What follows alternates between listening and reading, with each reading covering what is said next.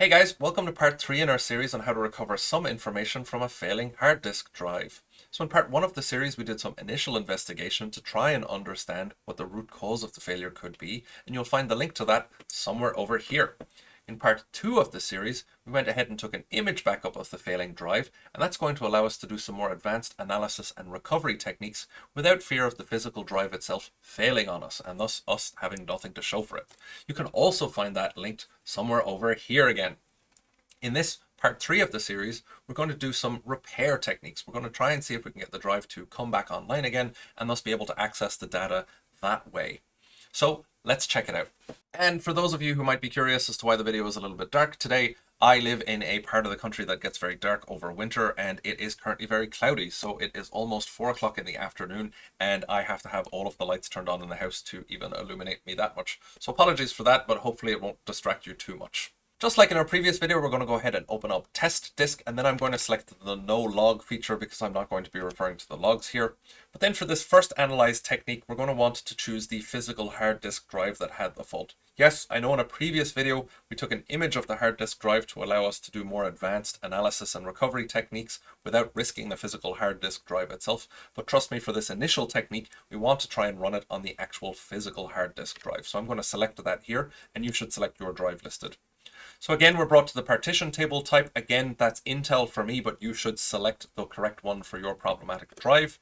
And then we're brought to a number of other options, including Analyze and Advanced. The one that we're interested in here at the minute is the Analyze option. So we're just going to go ahead and select that. So here you get a list of the different partitions that Windows and TestDisk has discovered on the actual hard disk drive itself. And I actually need to zoom out here a little bit, guys, because TestDisk seems to have a bug where you won't be able to see the bottom options without me doing that. I understand the text is going to be a little bit hard to read, but what you'll see at the bottom is a quick search and a backup option.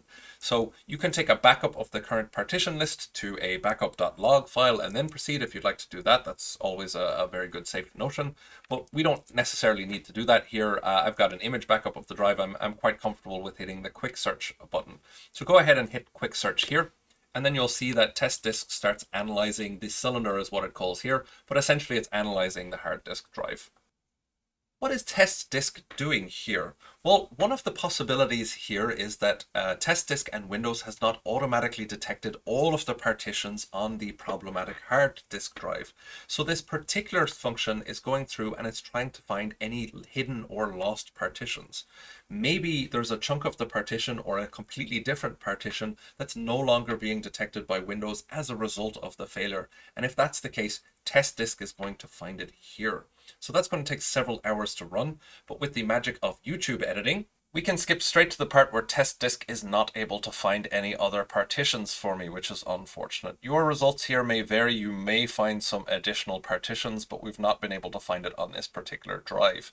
TestDisk as well also seems to think that the drive is too small and that it's not able to find everything and that there's some problem with possibly the HD jumper settings. I can tell you that that's not the case. I know that the drive itself is setly correct up. I know that the drive actually is 1,000 gigabytes or 1 terabyte.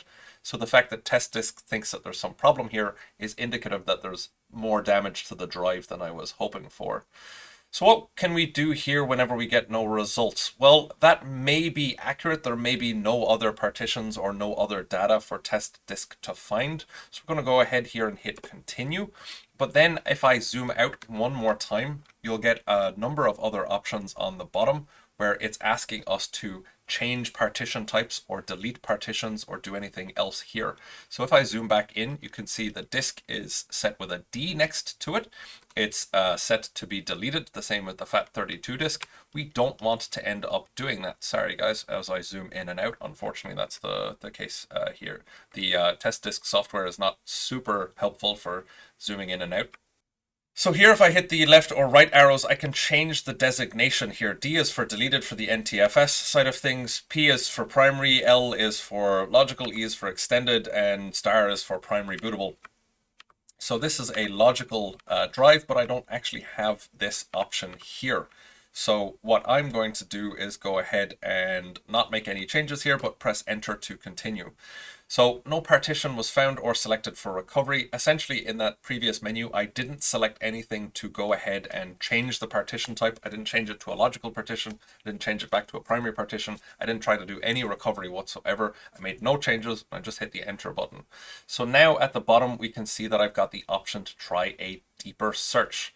So the initial search is a very high level search scan to try and find extra partitions. But the option that we have now is a deeper search where TestDisk goes cylinder by cylinder looking for newer partitions. If you know that there's a partition there and you weren't able to find it, this is your next step, and there's a reasonable chance it might be able to find something else.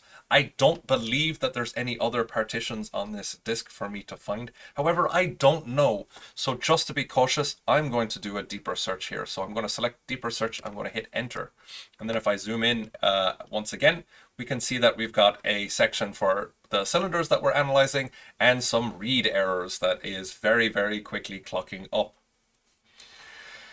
So our previous scan took about 90 minutes to scan the entire drive. This deeper search is going to take significantly longer and is going to clock up a lot slower. But initial look here, the number of read errors that are clocking up very, very quickly indicates to me that the disk drive has suffered some or a lot of damage and we're not able to read all of the sectors. So it's not looking very promising, but I'm going to leave that run. And once again, through the power of YouTube editing, we can once again skip to the portion where TestDisk has not found any extra partitions, which is not unexpected. I did not necessarily believe that there was any extra ones there, so I didn't necessarily believe that there would be anything to find. Once again, I'm going to zoom out here, guys, and we'll see at the bottom you've got the options to add a partition, load a backup, or enter to continue. I'm just going to go ahead and hit enter. It's going to tell me that it didn't find any partitions for recovery, which once again is what I expected. We can hit quit here, and we're brought back to this menu. So I'm actually going to go ahead and close TestDisk entirely. We're not defeated yet, though. There are some other options for advanced analysis that we can try on the image of the drive that we've previously taken. So launching TestDisk to run on an image is slightly different from running TestDisk on a problematic physical drive. We're going to have to use the command prompt. For those of you who've noticed that it's gotten suddenly a little bit brighter here, the weather in Ireland is very, very temperamental. Launching TestDisk from the command line is pretty straightforward. We can go ahead here and open up the Windows taskbar and type in CMD, which will start bringing us up to the command prompt. Then hitting enter just brings up the command prompt itself. So here what we want to do is navigate to the installation directory that TestDisk is actually installed on. So what we're going to use is the change directory command, or the CD command, and then we want to put in the path that TestDisk is installed in. So for me, that's the C drive, users, video, desktop, and then the TestDisk folder itself. But whatever the location is that you've installed it, that's what you want to put in here. Make sure you get the path correctly right. It can be a little bit tricky, but getting that right will allow you to hit enter, and then you'll see that the prompt actually moves to that directory. So what we can do here is start typing in the words TestDisk, and once we've started typing in the first couple of words, we can hit the tab command, and we'll see that Windows will start auto-populating some suggestions. So if I keep hitting tab, I'll eventually get to testdisk_win.exe, which is just a little tip for you if you don't want to start typing everything by hand every time. And now what we want to do is hit a space and then specify the directory that the image that we're trying to run TestDisk on is going to be stored in.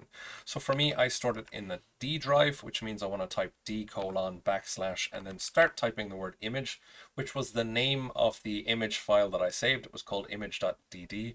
And again, if I hit the tab key, that's going to auto-populate for me, and I can hit the enter key.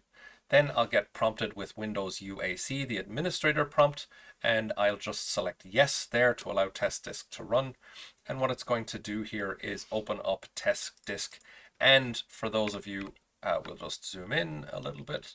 And we can see that the only option that I've got to select here whenever I'm selecting some media is the image drive, the image that we've taken off the problematic drive itself. So we can go ahead and hit enter here. At this stage, most of you will be very familiar with this page here, so we'll just go ahead and select the correct option. Again, for me, that's Intel. For you, it might be slightly different. And then we got brought again to the advanced menu that we're quite used to seeing here in TestDisk. So this time we're going to go ahead and hit the advanced file system utilities that we've got optional here. And I'm going to zoom out a little bit because you guys can't see the options at the bottom. Again, TestDisk doesn't necessarily have a great zoom in function here, if there was one criticism that I had for the software itself. But you can see the FAT32 partition that should have our boot sector is listed here. So what we're going to try to do here is recreate the boot sector. If I select the boot option here at the bottom, I get brought to a page that starts listing my boot sectors. Some of you will have heard the word boot here and you'll be saying to yourselves, Steve, what are we doing here? I'm not trying to boot Windows OS or Mac OS from this particular drive. I just want to access my files and folders. Well, we are in fact in the right place. So all of your drives will have a thing called a FAT boot sector. That's FAT and it's file allocation table, not a description of how big the boot sector is. And this is kind of important because it contains a lot of information about the drive that allows Windows and other operating systems to mount it. If this boot sector is corrupt or problematic, Windows and Mac OS is not going to be able to read the drive correctly in order to mount it. So troubleshooting this portion might allow us to mount the drive correctly and no longer get that raw format error that we were looking at previously in our troubleshooting phase. Unfortunately for my drive, it's not good news. We can see here that TestDisk has looked at the boot sector and the backup boot sector, which contains the same information as the boot sector, but is, as it describes, a backup in case your primary boot sector becomes corrupt, and it is labeling both of them as bad. This is probably a big indicator as to what the problem with the drive is, but we do have a couple of options. So again, TestDisk isn't great for if you're trying to zoom in on it, but if I zoom out here, you'll see there's three options at the bottom. There's quit, which we don't want to do. We're not quitters. We've got rebuild BS boot sector, and we've got dumping the boot sector and the backup boot sector.